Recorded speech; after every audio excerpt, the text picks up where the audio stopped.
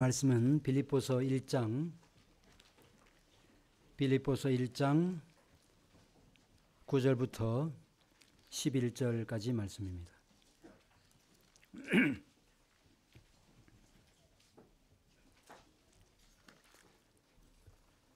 빌립보서 1장 9절부터 11절까지 말씀 보겠습니다. 찾으신 줄 알고 제가 받들어 읽겠습니다. 내가 기도하노라. 너희 사랑을 지식과 모든 총명으로 점점 더 풍성하게 하사 너희로 지극히 선한 것을 분별하며 또 진실하여 허물 없이 그리스도의 날까지 이루고 예수 그리스도로 말미암아 의의 열매가 가득하여 하나님의 영광과 찬송이 되기를 원하노라. 아멘.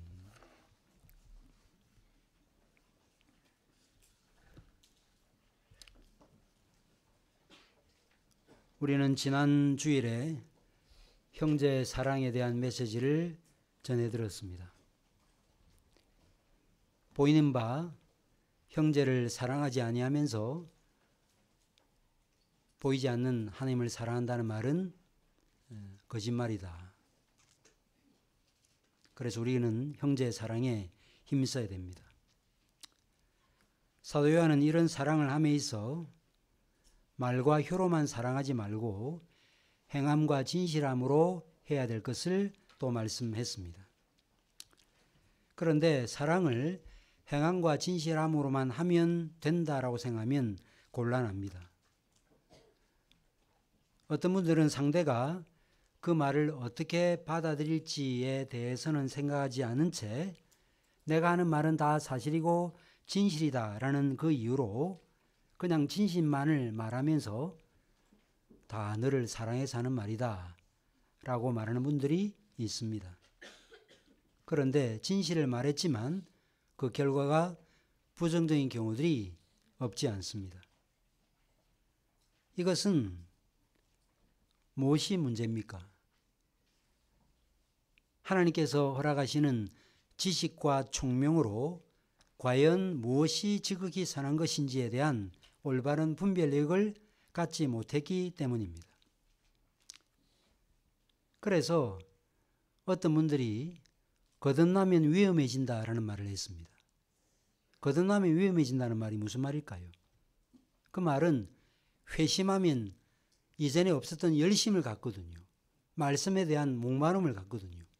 그런데 그것까지는 좋은데 열심이 너무 지나친 나머지 오히려 화를 불러일으키는 경우들이 있기 때문에 거듭남이 위험해진다는 말을 한 것입니다.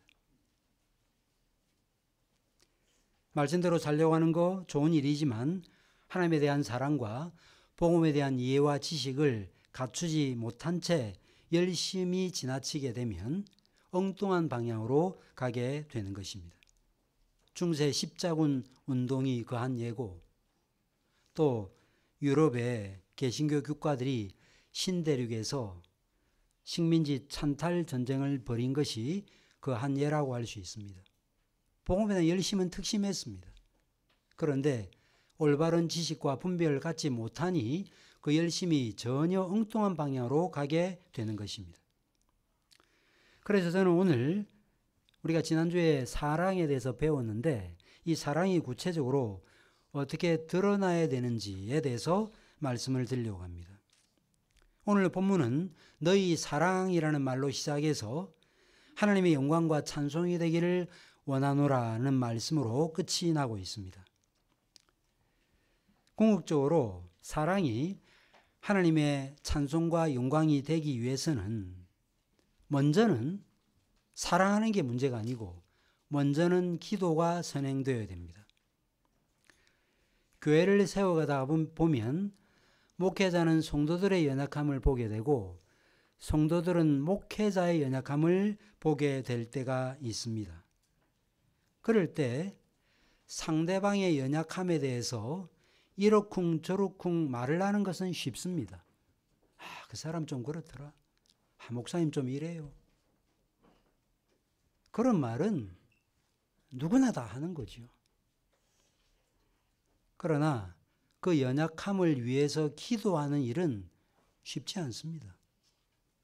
여러분들 누구의 연약함을 볼 때 정죄하고 판단은 하지만 그를 위해서 기도하는 일에 힘쓰는 일을 하십니까? 바울은 빌립보 교회 성도들을 위해서 기도했습니다.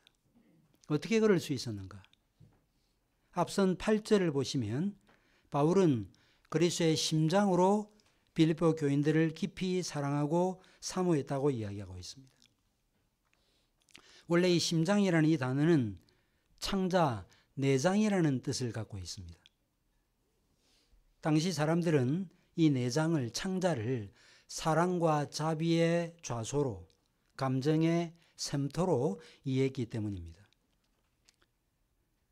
이처럼 사도 바울은 그리스도께서 자기 백성을 사랑하신 그 사랑을 가지고 그 사랑의 심정과 사랑의 마음과 그 사랑의 정서를 가지고 빌립보 교인들을 위해서 기도했습니다. 본래 바울은 어떤 사람이었습니까?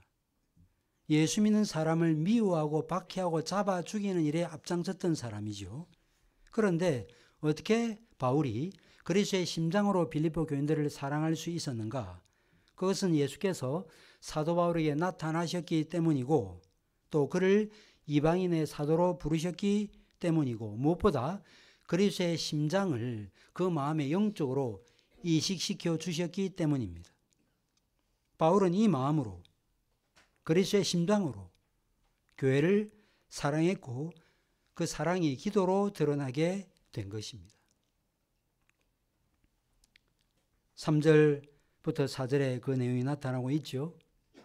내가 너희를 생각할 때마다 나의 하나님께 감사하며 간구할 때마다 너희 무리를 위하여 기쁨으로 항상 간구함은. 사랑하는 사람을 위해서는 기도하게 되어 있죠. 사랑과 기도는 밀접한 관련을 갖고 있습니다. 여러분들의 기도 첫 번째 기도의 제목은 아마 사랑하는 대상을 위한 기도 제목이겠죠. 그래서 바울은 빌립보 교인들을 위해서 먼저 사랑하는 마음으로 기도하면서 빌립보서를 쓴 것입니다. 그런데 구체적으로 바울이 항상 기도한다 그랬는데 너희를 생각할 때마다 감사하고 간구할 때마다 너희를 위해서 기도한다 그랬는데 무엇을 위해서 기도했는가? 우리가 직접 사도 바울이 뭐라고 기도하는지 귀를 쫑긋 세워서 들을 수는 없지만 뭐라고 기도했는지는 알 수 있습니다. 오늘 본문이 바울이 평소 빌립보 교인들을 위해서 기도한 기도의 제목이죠. 기도의 내용입니다. 평소 무엇을 위해서 기도했는지 본문을 보면 잘 알 수 있습니다.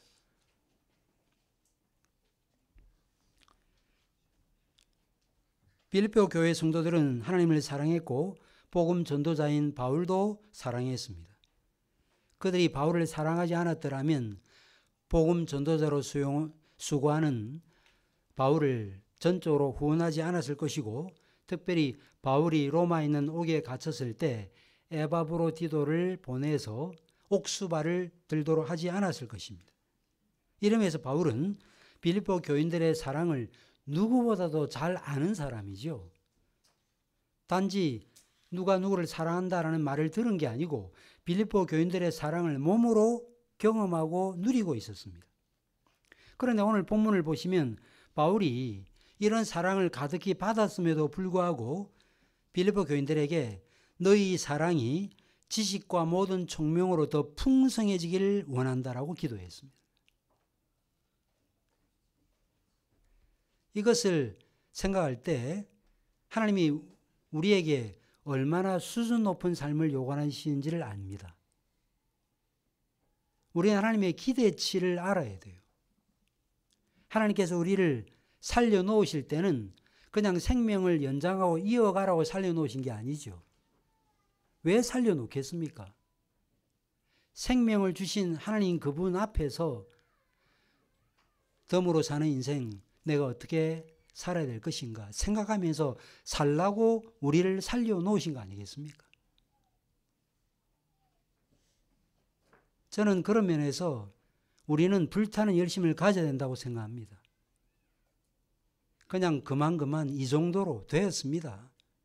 얼마나 더 해야 되겠습니까? 이 정도도 과분합니다. 이렇게 생각해서는 안 되고, 사도 바울이 빌립보 교인들의 사랑을 그처럼 받고서도 그 사랑이 점점 더 풍성해지기를 바란다라고 말했으니 우리의 삶도 이런 것에서 더 풍성히 채워지기를 바라고 기도해야 되는 것입니다. 그냥 살다가 어느 날 갑자기 병들어서 죽든지 갑자기 심장마비사를 하든지 얼마나 인생이 허무합니까? 물론 우리가 그렇게 갈 수 있죠. 그러나 적어도 그렇게 하나님의 부름을 받기 전까지의 삶은 다소 나은 삶이 아니라 보다 풍성한 삶을 살기 위해서 몸부림치는 삶이어야 된다는 것입니다.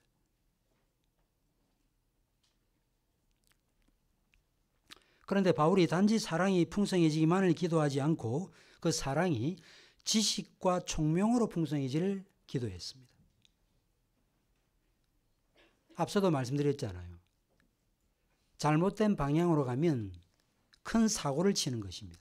그래서 무지와 둔감함으로 풍성해지기보다 지식과 총명으로 풍성해지기를 원했던 거죠. 그래야 사랑이 바른 방향으로 갈 수 있기 때문입니다.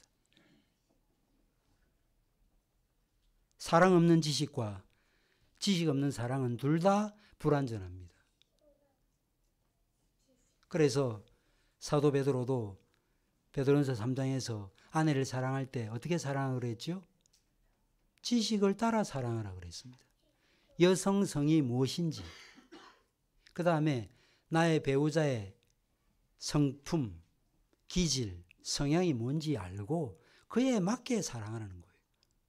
내가 그냥 할 대로 했으면 된 게 아니고 내 사랑의 대상에 대한 올바른 지식을 가지고 사랑하라고 말했던 것입니다.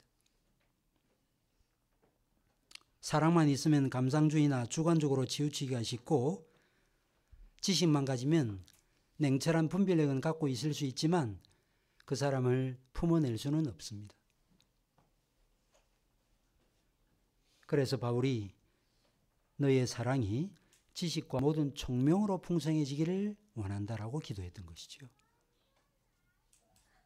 흔히 사랑을 하면 눈이 먼다고 합니다. 그러나 신자는 눈을 뜨고 사랑해야 됩니다. 화면으로 보면 마음에 미움이 싹 들 수 있습니다. 딱 보면 얼굴이 이렇게 돌아가려고 할 때도 있지만 그러나 또 보고 다시 쳐다보고 성도님 잘 지내셨습니까? 이게 사랑이죠. 내 마음에 길이 가는 대로 사랑한다는 것은 누구나 하는 일이에요.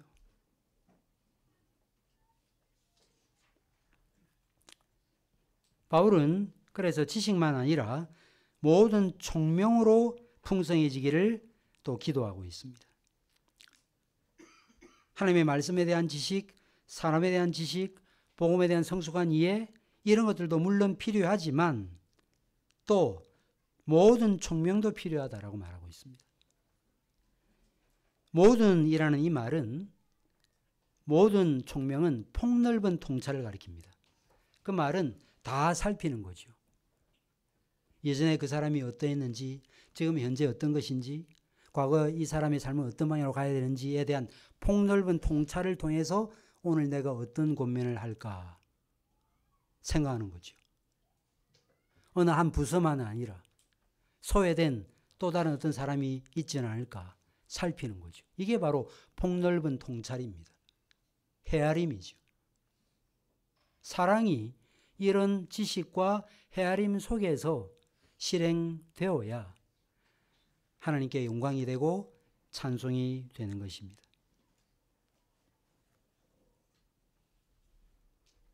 그래서 우리말로는 총명이라고 되어 있는데 총명하면 우리가 좀 오해들을 많이 합니다. 뭐 총명탕도 있고, 그죠? 근데 총명이라는 단어는 안목, 통찰력, 분별력을 뜻합니다. 그래서 세번역 성경에 모든 지식과 모든 통찰력으로 이렇게 번역을 해 놓았습니다. 근데 이 통찰력은 도덕적 지각과도 연결이 됩니다. 윤리적 판단, 윤리적인 결정을 하는 데 미치는 통찰력이죠. 그러지 않으면 아우르기는 하는데 하나님의 도덕 윤리에서 볼 때 전혀 빗나간 결정을 할 수 있거든요. 바울은 이처럼 빌립보 교인들의 사랑이 지식과 폭넓은 통찰력, 도덕적 지각으로 더 풍성해져 가기를 기도했던 것입니다. 지식과 분별력이 없으면 사랑은 변질되기 때문이죠.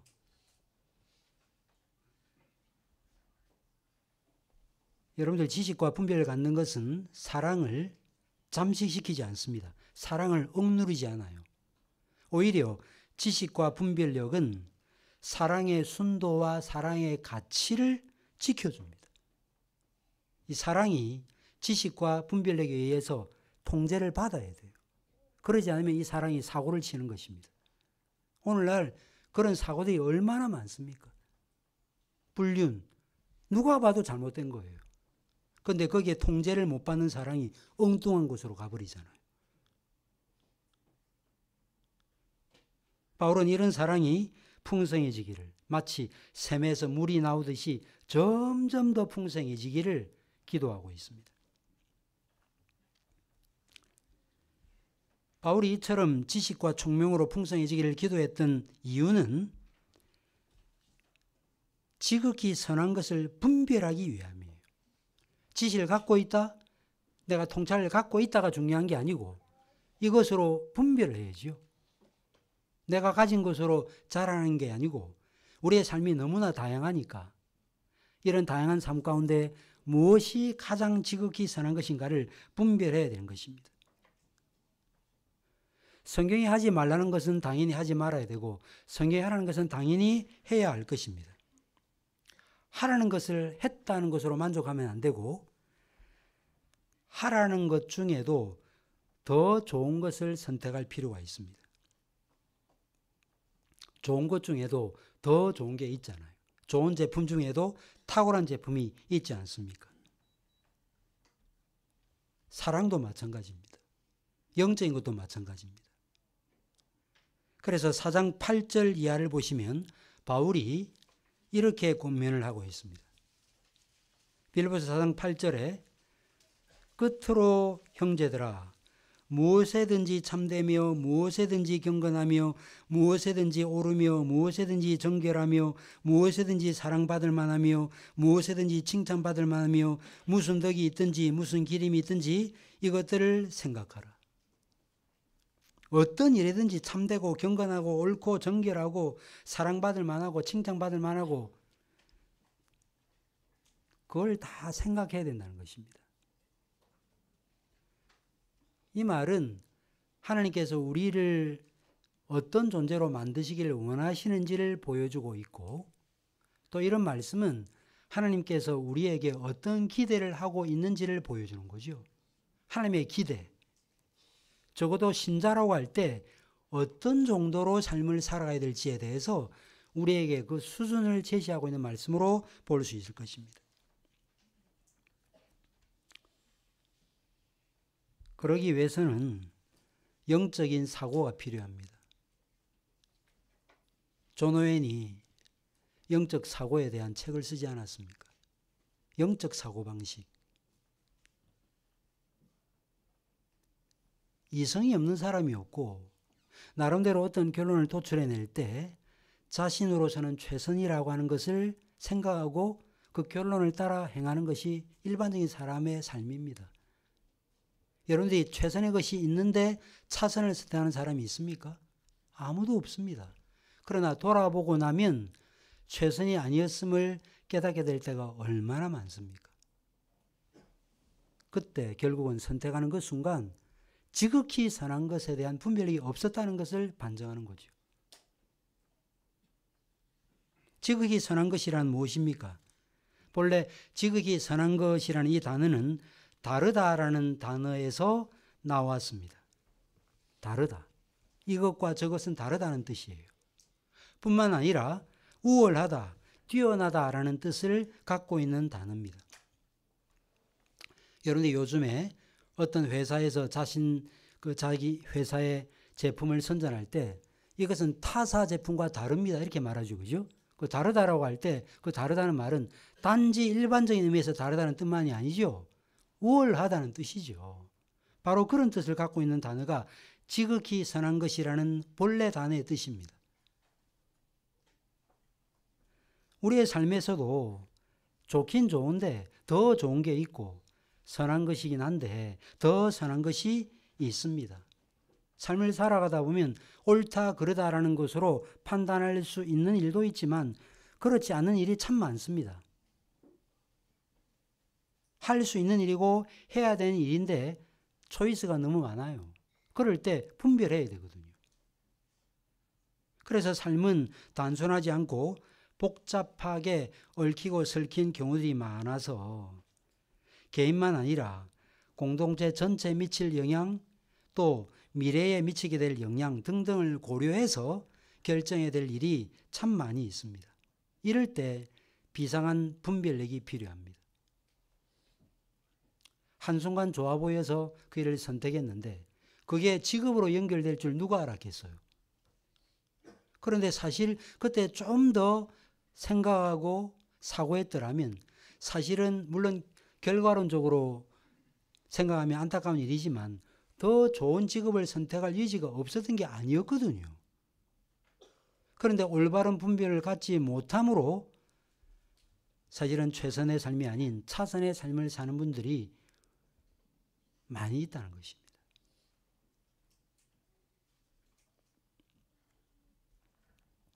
우리가 더더욱 지극히 선한 것을 분별해야 될 이유가 무엇입니까?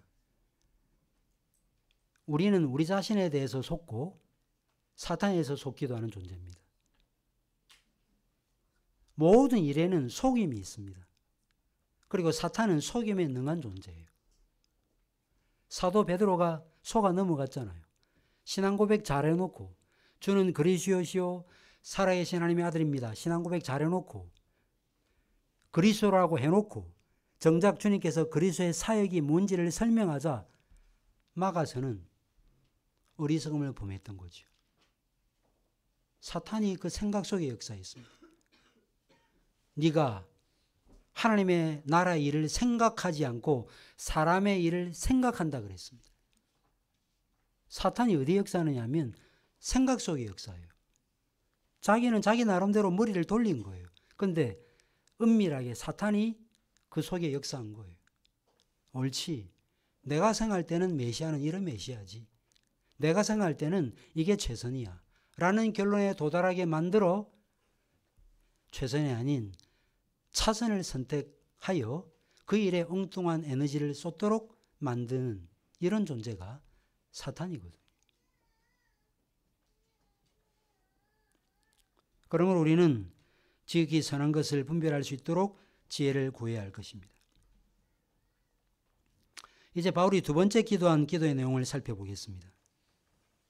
바울은 지극히 선한 것을 분별하도록 지혜와 폭넓은 통찰력으로 지극히 선한 것을 위해서 기도할 뿐만 아니라 진실하기를 위해서 기도했습니다.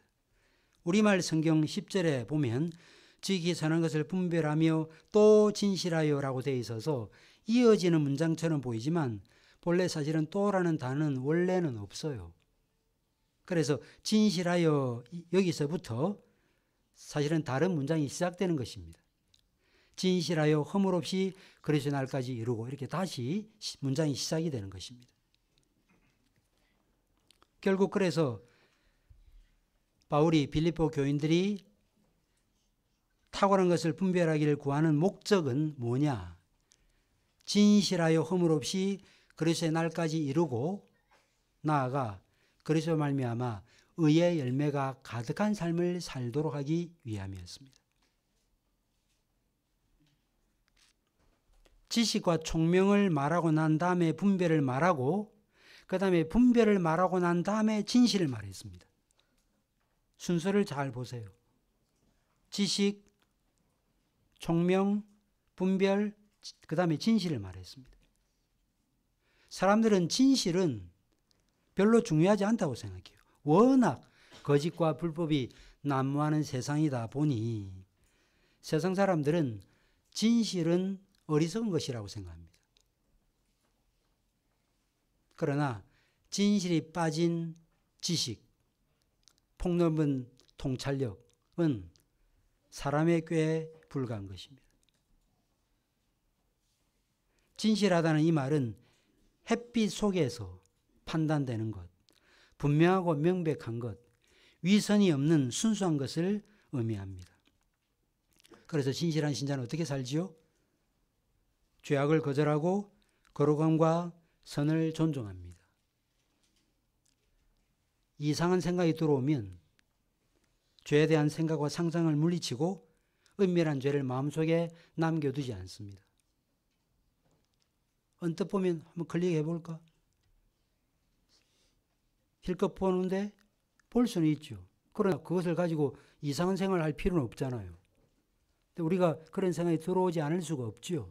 그럴 때 어떻게 하는 것입니까? 진실하다는 것은 아무 티도 흠도 없다는 뜻이 아니고 그럴 때마다 깨끗함을 관리해 가는 거죠. 내 마음에 헛된 생각, 잡된 상상들 들어오면 이것들을 계속 걸러내는 것입니다.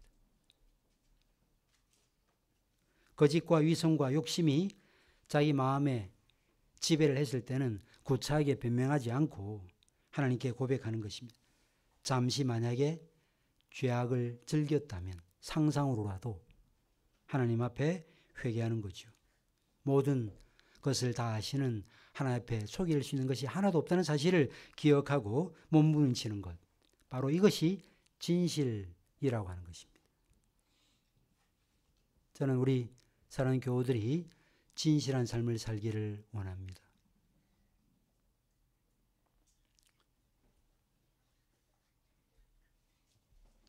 삶은 참 복잡하고 어리고 힘듭니다. 요즘에 또 뭐 AI라는 게 또 나와가지고 어디까지 써야 될지. 요즘에 논문 쓰는 것도 AI가 써줘요. 실제로 써줍니다. 각주까지 다 따라줍니다. 제가 해봤거든요. 어떤 책에 좀 좋은 글귀를 검색해달라 그러니까 검색을 다 해줘요. 각주 달아달라 그러니까 각주를 밑에 다 달아버려요. 우리가 어느 정도로 AI를 써야 되겠습니까? 줄기세포 치료를 하면 어느 선까지 해야 되겠습니까? 참 어려운 시대죠. 권면을 하긴 해야 되는데 어느 시점에 어떤 강도로 해야 되겠습니까? 이런 모든 것들을 우리가 생각하면 지식과 폭넓은 통찰력 뿐만 아니라 분별력과 진실함의 덕목을 위해서 우리는 기도하지 않을 수 없는 것입니다. 자, 그런데 우리가 여기에만 꽂히면 큰 것을 못 봅니다. 궁극적으로 지금 바울이 뭘 위해서 기도하는가 하면 이렇게 해서 의의 열매가 가득해서 그 다음에 하나님께 영광과 찬송이 되길 바란다라는 것으로 이어지고 있습니다. 이 두 지점을 잘 기억하셔야 돼요. 결국은 그래서 의의 열매가 가득하게 되는 게 중요하고 궁극적으로는 하나님께 영광과 찬송이 되는 것이 중요합니다.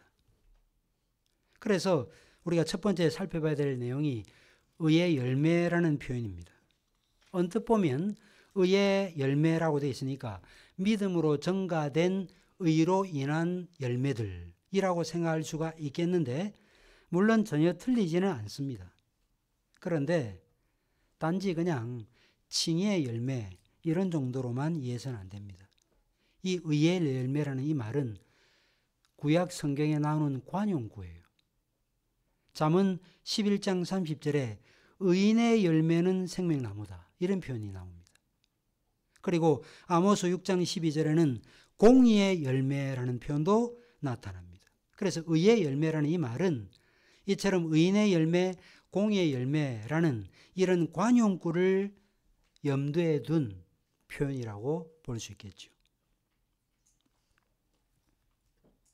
10절 하반절에 진실하여 허물 없이 그리스도 날까지 이루고라는 이 표현과 연결해서 이해하면 우리는 의의 열매라는 이 표현도, 진실 허물 없이 의의 열매라는 이 표현도 하나로 이해돼요. 같은 내용으로 이해됩니다. 진실하여라는 표현, 허물 없이라는 표현, 의의 열매라는 이 세 가지 표현, 그런 면에서 다 윤리적인 속성으로 볼 수 있습니다. 지난 주간에 한국계획주의 설교연구원 세미나가 있었죠. 데이비드 반 드로넨 교수님이 와서 강의를 했는데 도덕신학이라는 표현을 사용했습니다. 도덕신학이 뭐냐? 기독교 윤리학이에요. 그래서 진실하여 허물 없이 의의 열매, 이 모든 것들은 하나님께서 친히 옳다고 계시는 말과 생각과 행실, 이것이 의의 열매라고 할 수 있습니다. 물론 어려운 성품도 포함되겠습니다. 자, 그럼 이 열매 어떻게 맺죠? 우리가 신앙생활 하면서 의의 열매를 궁극적으로 맺어서 우리의 삶 자체가 하나님께 영광과 찬송이 되기를 원하는데 이 의의 열매를 어떻게 맺습니까? 주님은 너희가 내 안에 내가 너희 안에 거하면 많은 열매를 맺고 라고 말씀했습니다. 그 말씀을 모르는 사람이 있습니까? 거의 없지요. 다 알고 있습니다. 호세아 14장 8절에 내가 나로 말미암아 열매를 얻으리라. 이스라엘 백성들에게 너희가 나로 말미암아 열매를 얻는다고 말씀했습니다. 성장과 결실을 가능케 하시는 분은 하나님 그분이십니다. 자, 그런데 하나님 안에 거한다, 그리스도 안에 거한다 하는 명제만을 생각하고 난 하나님 안에 거해야지 이러면 열매를 그냥 맺습니까? 우리가 성경을 이해할 때 좀 깊이 이해할 필요가 있습니다. 너희가 내 안에 거하고 내가 너희 안에 거하면 많은 열매를 맺는다. 그런데 그 문장 한번 읽고 그 문장 묵상만 하면 자연스럽게 열매를 그냥 막 맺나요? 아니거든요. 이 말씀은 우리에게 주시는 열매의 근거와 기초이기도 하지만 우리 안에서 어떤 작용이 일어나야 돼요. 그죠? 너희가 내 안에 내가 너희 안에 거하면 많은 열매를 맺으리라. 이 말씀 요한복음 15장에 있죠.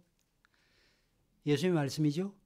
이 말씀을 기록한 저자 사도 요한이 요한 1서 2장 6절에 이 말씀의 주석과도 같은 말씀을 써놨습니다.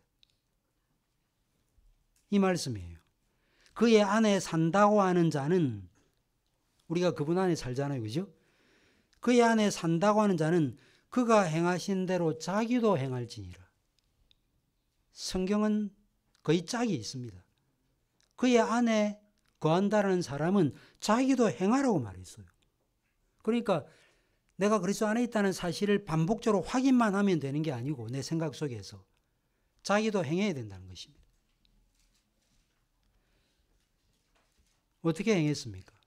그 예를 보면 바울이 빌립보서 1장 6절에서 너희 안에 착한 일을 시작하신 이가 그리스도의 예수의 날까지 이루실 줄 우리가 확신하노라 그랬습니다. 하나님께서 여러분들 안에 착한 일을 시작하였죠? 그 일을 반드시 이루시겠죠? 그럼 어떻게 하면 됩니까? 손 놓고 있으면 되죠. 왜? 하나님이 시작하신 일을 하나님이 이루실 것이니까. 그런데 바울은 어떻게 했습니까? 하나님의 작정과 예정을 운명론으로 생각하지 않고 느슨한 자세로 살아가지 않고 빌립보 교인들의 신앙의 완성을 위해서 기도했다는 거예요. 그러니까 우리도 기도해야죠.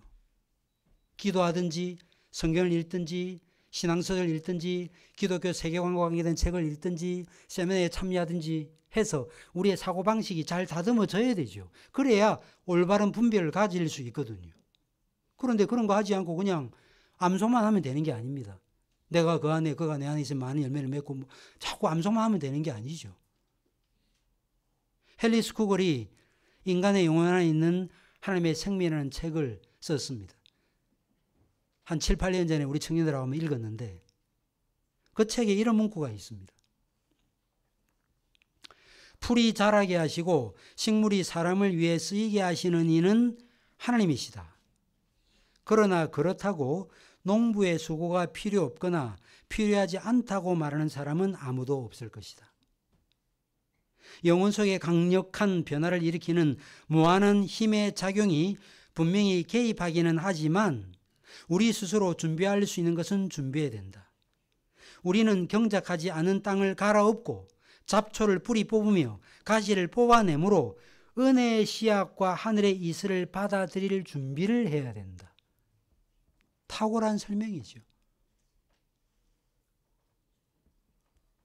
딱딱한 땅 갈아엎고 자갈 걸러내고 땅을 기경하고 하늘의 이슬을 받아들일 준비해야죠.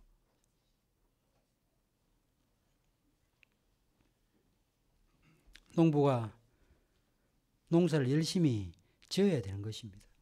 물론 산상순에서 말씀한 바대로 우리는 곡식이 한 키나 자라게 할 수 없다. 머리털 몇 센치 우리가 자라게 할 수 없어요. 그러나 우리의 수고를 다해야 하는 것입니다. 진리를 삶에 적용하기 위해서는 폭넓은 통찰과 지식이 필요하다는 사실을 말씀드렸죠. 그리고 지극히 선한 것을 분별해야 된다 그랬죠. 궁극적으로 해서 선한 열매, 의의 열매를 맺어야 된다 그랬죠. 그러면서 영광과 찬송이 되어져야 되죠. 그죠? 그러기 위해서 바울이 또 하나의 표현을 사용하고 있습니다. 그게 뭐냐? 의의 열매를 맺어서 영광과 찬송이 되려면 그리스도의 날을 의식해야 돼요. 그리스도의 날까지 그랬잖아요. 바울이 왜 그리스도의 날을 언급하고 있습니까? 바울이 그리스도의 날을 언급하는 이유가 무엇일까요? 극단적인 종말론주의자들처럼 신자들을 겁박하기 위함일까요? 그렇지 않습니다.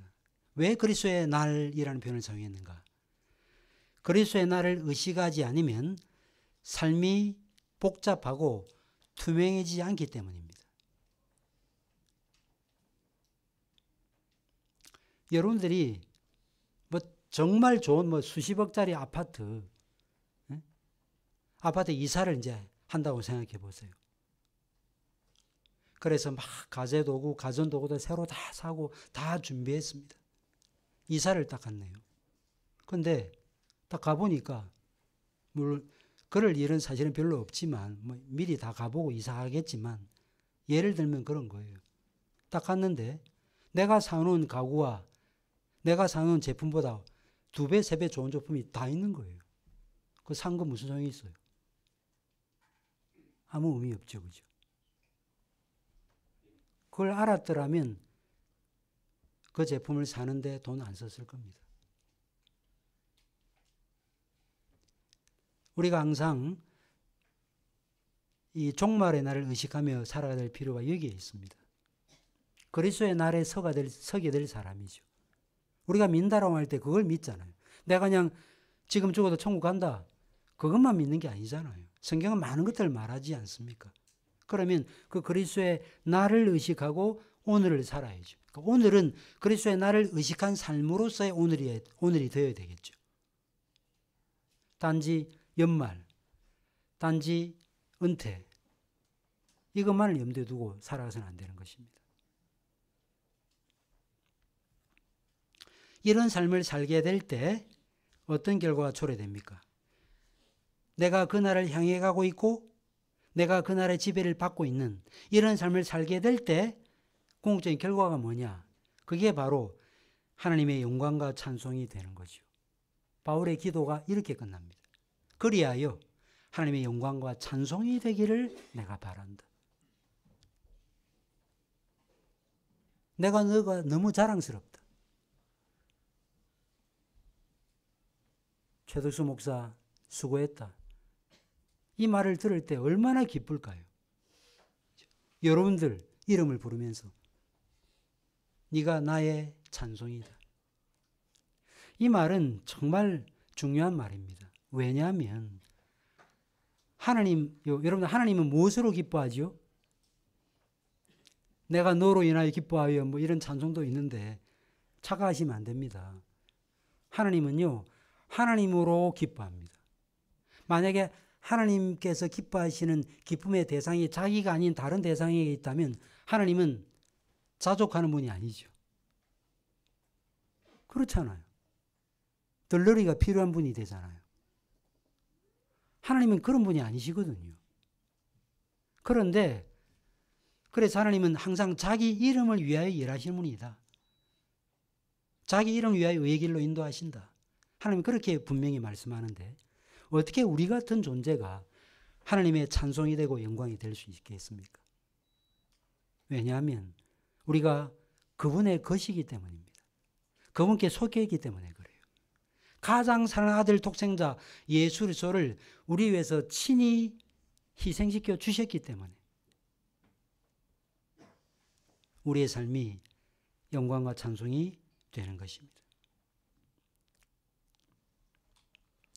교우들 중에 탁월한 거 좋아하는 분들 계시고 어떤 일을 할 때 아무 흥결 없이 일을 완벽하게 쳐내는 분들 계십니다. 그런데 완벽하게 일을 하는 것 좋지만 완벽하게 일을 하는 목적이 진실함과 거룩함 그 자체보다 그 일을 하게 됨으로 나에게 돌아올 명성을 더 의식한다면 그것은 자아숭배고 우상숭배입니다. 어떤 사람이 일을 하는 의도와 목적이 어디에 있는가가 중요하다 그 말이죠. 깨끗하게 그 일을 일사천리로 잘 해냈다가 중요한 게 아니고 그를 통해서 하나님이 영광을 받으시느냐 아니면 내가 영광을 받는가. 내가 이런 존재입니다. 자기 과시 이게 목적인가. 그것을 시험해 볼 수 있는 게 뭘까요? 어떤 일이 잘 되었을 때 자기 도취감에 빠져가지고 정신을 못 차린다든지 어떤 일을 했는데 그 일이 안 돼가지고 자기 좌절감에 완전히 빠져버려서 헤어나지 못한다든지 그 사람은 누구를 섬긴 거예요? 자기를 섬긴 것입니다. 조심해야 된다는 것입니다. 그래서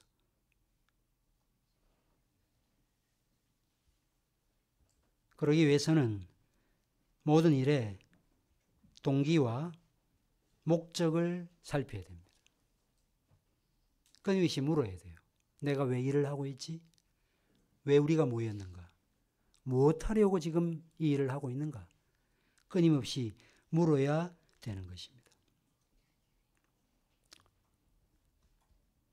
그렇게 살아갈 때 여러분들의 삶이 궁극적으로 하나님의 영광과 찬송이 되는 것입니다.